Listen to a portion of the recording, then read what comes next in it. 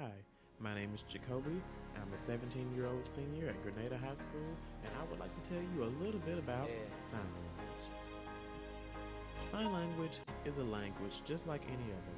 It is how deaf and some hard of hearing people communicate in their native way. There are two different forms of sign language: American Sign Language, better known as ASL, and Sign English. In this podcast, I will be discussing both forms, and don't worry, deafness has been a part of my family for quite some time. My great-grandmother, grandmother, and uncle were all born deaf, so I know a lot about sign language. ASL is more commonly used than Sign English. When using ASL, you only sign the main words of the sentence used to get your point across, which leaves out most prepositions, conjunctions, and article adjectives. ASL is used when having a conversation with someone or when signing a song. Sign English is used mostly when reading stories or passages in a hearing school. Deaf schools do not teach Sign English because their job is to prepare deaf children for the adult deaf world, which uses ASL. When using Sign English, you sign every word in a sentence, which can sometimes be very frustrating and time-consuming because there is not a sign for every word in the English language.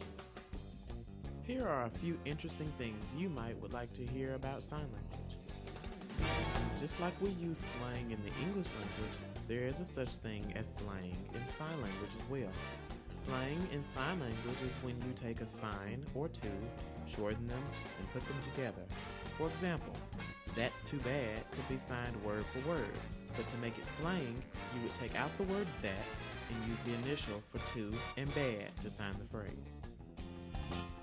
Since there is not a sign for every word in the English language, sometimes you have to use the meaning of that word to find a sign with the same meaning. For example, there is not a sign for the word naughty, so you could sign the word bad instead since it has the same meaning as naughty.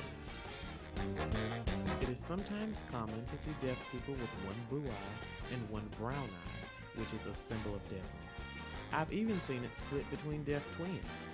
My great-grandmother, grandmother, and uncle all had one blue eye and one brown eye. So the next time you see a deaf person, glance at their eyes to see if you see something interesting about them.